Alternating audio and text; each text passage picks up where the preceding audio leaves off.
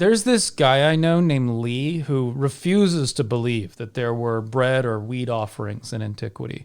And this really grinds my gears, and I think that I need to bar Lee from ever... Okay.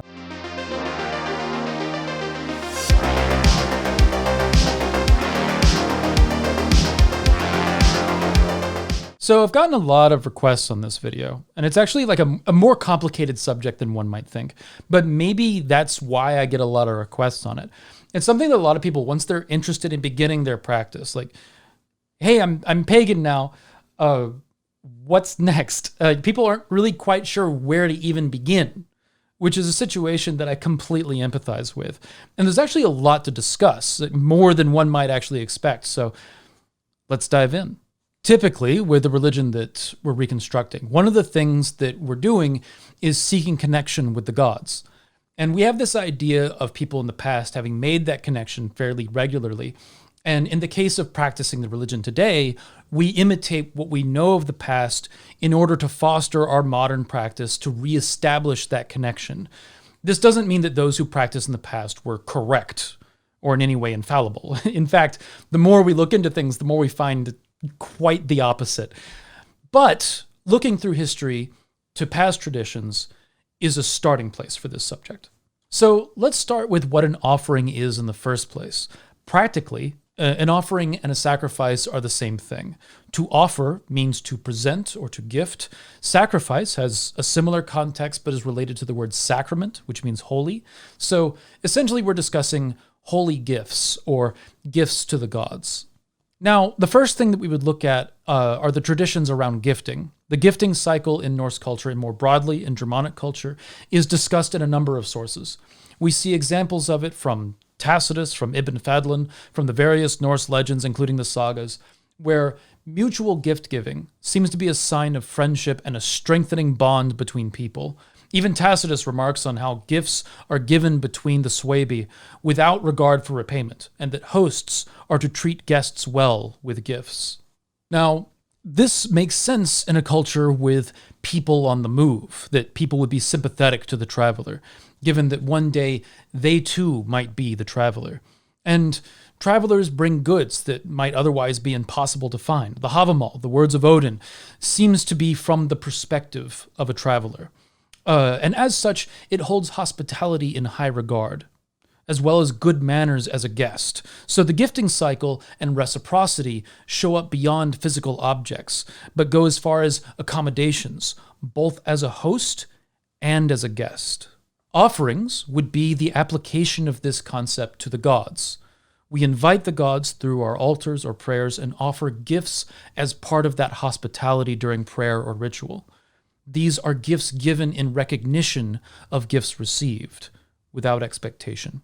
Now, it's important to point out that the source material on what is actually appropriate to give as an offering from a historical perspective is wide as well as biased, but we do see some similar trends that should be discussed. So what we're going to do in this video is go through what some of these records discuss, the philosophy behind offerings, and how that applies to modern tradition and practice. Now, something that will inevitably be discussed as it comes up in multiple sources is animal sacrifice. Now, it's true that animal sacrifice, even human sacrifice, was done in the past. Does that mean that we need to recreate that as Reconstructionists? No. And for the same reason that we don't need to recreate thraldom or slavery, even though these things were also done in the past. Morality evolves as we learn more about ourselves as humans. As we become more perceptive and empathetic as a society, we start to learn that some of the things that we did in the past are rather abhorrent. Slavery, genocide, and human sacrifice all fall into this category. Now, there's discussions about the motivations behind human sacrifice, that it was largely execution with a religious theme, though to what degree this is the case is largely unknown. But this would mean that this practice has actually gone on longer than we might typically think, as one of the more recent versions of human sacrifice in our society is Christians burning or otherwise executing witches, regardless of whether or not they actually practiced witchcraft. This is destruction of human life in an effort to please a god. This practice, and others like it, regardless of the religion practicing it, is obviously immoral.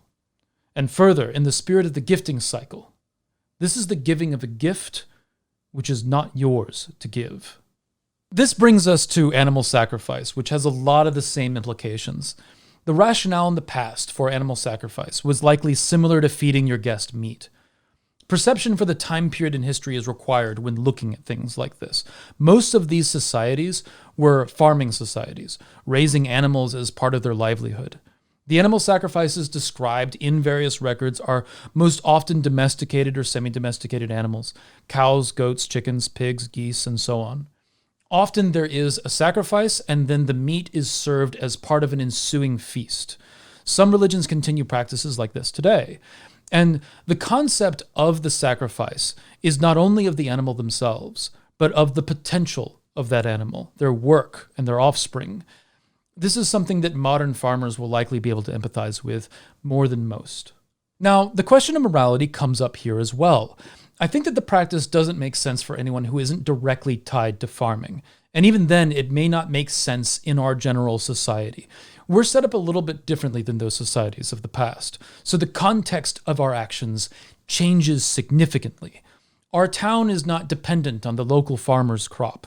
Our society isn't centered around agriculture in the same way. And given the conversation around animal abuse and our factory farming approach to meat production, this is an evolving conversation.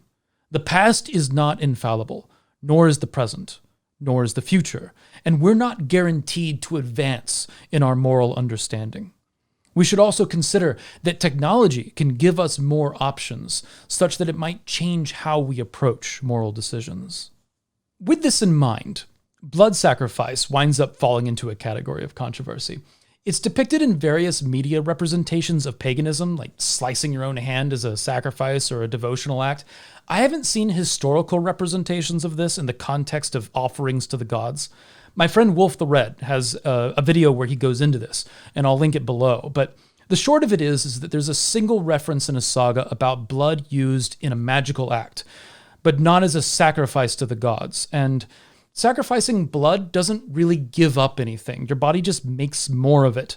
References to blood on an altar seems to be in the context of recording human or animal sacrifice, not slicing one's own hand or something like that, which would be a little risky in the ancient world because it would just invite infection.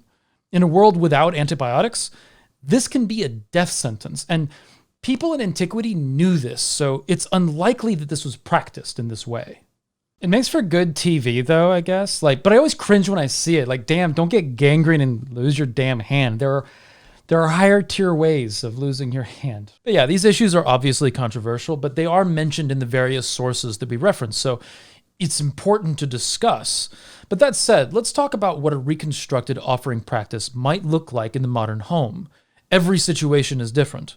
A practice in the city might look different than a practice out in the country. And I lived out in the boonies in an apartment and in a house with a yard, so my practice has changed and evolved each time. Disposal of offerings changes, and the offerings themselves will change, etc. For example, around the world, incense is seen as an appropriate offering to the gods. It allows time for meditation and prayer and is considered a welcoming act. So, with the understanding that a deity is your guest, the burning of incense is a reasonable gift. And while I was living in an apartment with no patch of green that I could really freely practice on, it solved a lot of problems. It's easy to hide, it's easy to dispose. It's not mentioned directly in any of the various sources around heathenry specifically, but it's still commonly seen as acceptable within heathenry. But I can imagine that if this practice was common, it was probably fairly unremarkable, and so may not have actually been written down for that reason. We see this throughout history, actually, that things that are considered mundane or already covered by somebody else would just be ignored in the records in order to save space and time. Something might be seen as obvious or not worth recording as a result. Incense or similar sort of aroma offerings might fall into this category. But what do we have that is recorded directly about the offerings in the Norse and related cultures? To be honest, not very much. But there are some documents where offerings were recorded. Adam of Bremen describes an incredible temple at Uppsala in Sweden where Thor, Freyr, and Odin are represented in massive idols. And he describes that each deity is called upon in various situations. And he remarks that libations were poured in these situations, suggesting offerings of drink. This would mean that drink offerings would be acceptable from a historical perspective, and many heathens keep a libation bowl at their altar, and the offerings are poured into the bowl and left there until ritual is concluded. And afterwards, in a reasonable amount of time, it's disposed of, poured into the ground outside, for example, or into the sink. So, what drinks? Well, Adam of Bremen doesn't record it. It was probably mead, but one might presume that any drink is fine, be it something that takes time to prepare, like coffee or tea, or it could be something that's just nice, such as water, apple juice, wine, mead, or some other beverage. It doesn't have to be alcoholic, but alcoholic is fine too. Much of the fancy drinks of the past contained alcohol, but it can be kept in mind that we're not making offerings in the past. We're making offerings now. So a libation offering today is what's reasonable within your budget and what you would offer to an important guest. Another important set of sources on offerings are the Anglo-Saxon Leechbooks. These books originate shortly after the conversion period and contain what is basically Christian magic. Yes, there is Christian magic in history. And there are little bits here and there that seem to support other sources on what is associated with offering, and sometimes you can decode a bit here and there. But anything you get from these is going to be a bit of a stretch, as whatever they originally were has been heavily Christianized, but they can be a great springboard of inspiration into your personal practice. They can, however, be a great source for Christian witchcraft, which is a thing, by the way. This seems like it's controversial lately, but no, this is a thing. One example of note is what seems to be a protection ritual here from a leech book. Now, this is a fragment, so the meaning is largely lost, but it suggests a bread offering from a bread cooked in a specific time of the year. The placing of breadcrumbs at the four corners of a barn suggests a link between the bread and ritual, though it's not necessarily directly established here. This kind of thing can justify a personal practice of the offering of bread, especially when combined with archaeological finds that suggests grain and bread offerings in funerary practices. Another source here is Anglo-Saxon law. Now, sometimes in making something illegal, you have to describe exactly what it is that you're making illegal, thereby preserving a description from which we can learn. Now, here's a description of heathenry in the Laws of Canute, written in the 10th century, for example. And we also have similarly in the Penitential of Theodore that mentions some interesting things. This was a medieval handbook written around 700 AD, again, shortly after the conversion era. And there's a passage of note that aids us in our search. It says that he who causes grains to be burned where a man has died, for the health of the living of the house, shall do penance for 5 years. Seems like an attempt at stamping out heathen offerings to me, and it seems like that in trying to stamp it out, they preserved a little of the practice by describing what was forbidden. Again, we see grain offerings for matters of protection. There's another source that is more descriptive, but describes another civilization, though it's culturally related. Several rituals from the Kievan Rus to their gods were recorded by a Muslim traveler named Ahmad ibn Fadlan in the 10th century. Now, Ibn Fadlan was an emissary from the Abbasid Caliphate, which at the time was the center of world power, and he was sent to teach Islam to a tribe that had converted to Islam along the Volga River. And he goes into great detail over the various civilizations that he meets along the way, as it gets colder and colder as he travels north. Now, true story, I was reading Ibn Fadlan's record for this video, and it wasn't especially, it's summer in the south here, but I wound up actually making a pot of warm coffee just to keep myself warm from reading this text, because as he was describing the cold as he was going north, I was getting cold and I needed to warm myself up. It's a lot. Now, Ibn Fadlan reaches his destination and he stays with this tribe, and he encounters some difficulty in teaching various elements of Islam to the converts there. Now, Ibn Fadlan is biased in his narrative, but he wears that bias very plainly on his sleeve. He's straightforward in his opinions and records his frustrations, but spends a significant portion of his record discussing the traders that came from the Rus. And it's apparent that he thinks these people are primitive and in some cases disgusting. But he records rituals, including an extravagant ritual to a noble among these traders, that is where we get this famous image of the burning Viking ship at a funeral. He also, however, records some smaller rituals. The traders wanted luck in their endeavors, and it seems that they made offering to a communal altar that was set up. Ibn Fadlan was judicious in listing items that they would give offering, making this document one of the most valuable on this subject that exists.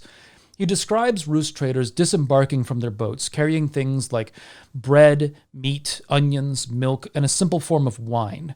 And he says that he walks until he comes to a great wooden post stuck in the ground with a face like that of a man, and around it are little figures.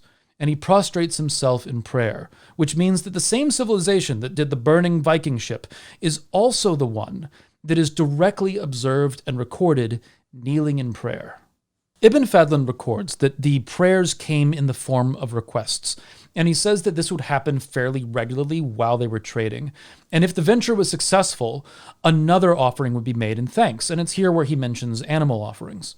He further records that the items for the offering would be left there, that dogs would come and eat the offerings, and that people saw this as the gods accepting these offerings. So from this, we see again that bread and grains are acceptable offerings, but it adds a variety of options that seem to have to do with the way of life. It seems that meat, milk, onions, and libations all fall under what would be considered an acceptable offering in antiquity.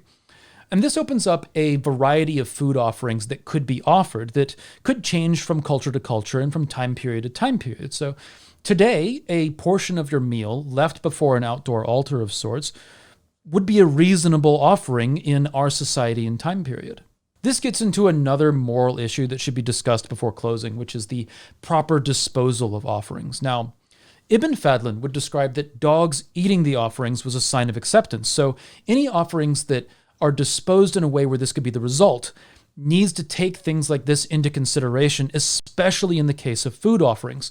If you're disposing of food offerings anywhere that an animal could eat it, you need to make sure that it's safe for that animal to consume. There's a wonderful video by Ari the Oak Witch about environmental consciousness in disposal of offerings, even in the case of bread offerings, and these kind of things should be considered. She talks in detail about solutions such as composting burnt offerings and understanding local fauna when disposing of your offerings in a way that they could be consumed, even going so far as to discuss the effects of buried offerings on the surrounding soil and considerations around that. A point that she hits on that I absolutely agree on is that plastic offerings are something to be avoided. Like, burning plastic bad. And on a general basis, you should keep in mind the environmental effect of your offering and the disposal of those offerings. Our practice should not result in just mass littering. Heathenry has a history of association with animism and the care of the earth, at the very least through the veneration of land spirits. And bringing harm to the environment and local wildlife through your offerings is not the desired outcome. So, before you dispose of an offering, do a little research on the effects of the item you're disposing of and the way you're disposing of it. Don't assume you already know. Take the time to verify what you can. Throwing a food offering outside can be fine, but be mindful of what animals, including nocturnal life, might be consuming that and what effect you're producing by disposing of your offering. I have included in the description a playlist of offering-related videos by some other creators, including The Oak Witch, Beefeld, Eliakai, and Wolf the Red. And if you want to follow up on this subject and do like a deeper dive on the matter of offerings from various perspectives, there's some really awesome videos in there. And down in the comment section, let me know what experiences you have with offerings and what you might change going forward. Y'all's perspectives down in the comment section are awesome to read. And with that, hail to my patrons for making this content possible. It's good to have people at your back. Liking this video, subscribing to the channel, and ringing the bell are all acceptable offerings to the algorithm gods. And remember to find a way or make one.